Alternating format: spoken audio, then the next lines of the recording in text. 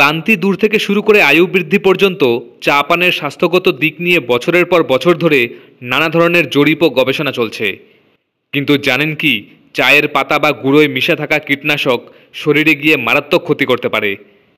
তবে আর চিন্তার কারণ নেই, এবার আপনার চায়ে কতটা কীটনাশক বা রাসায়নিক মিশে আছে তা বলে দেবে অ্যাক্লিভিয়া।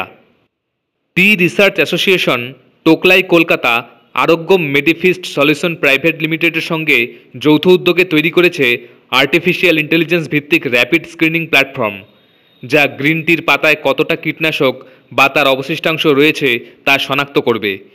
এই মেশিনের ভ্যালিডেশনে প্রথম ধাপও পূরণ হয়ে গিয়েছে বলে জানানো হয়েছে। কলকাতার টি রিসার্চ অ্যাসোসিয়েশনের টি ল্যাবে অ্যাক্লিভিয়ার কর্মক্ষমতা পরীক্ষা করা হয়েছে। জল ও গ্রিন টির ওপর এর পরীক্ষা করা হয়েছে।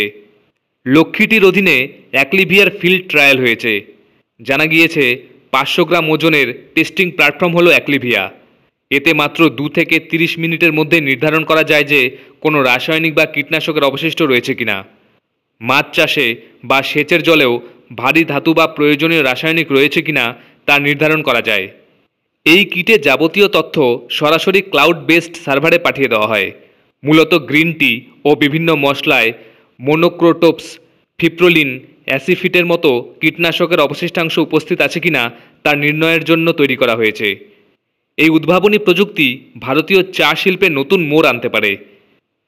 এফএসএসএআই এর নির্ধারিত গুণমানের মাপকাঠির সঙ্গে সামঞ্জস্য রেখে কীটনাশক ও রাসায়নিকের মাত্রা ঠিক করতে গিয়ে যথেষ্ট বেগ পেতে হচ্ছে চা শিল্পকে।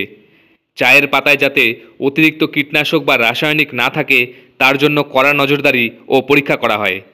এই মেশিনের আবিষ্কার সরকারের নির্দেশ মেনে চলতেই বিশেষ সহায়তা করবে। উৎপাদনের আগেই গ্রিন টিতে কতটা কীটনাশক রয়েছে তা পরীক্ষা করা যাবে। এতে গোটা সাপ্লাই চেইন সুষ্ঠুভাবে এগোতে পারবে।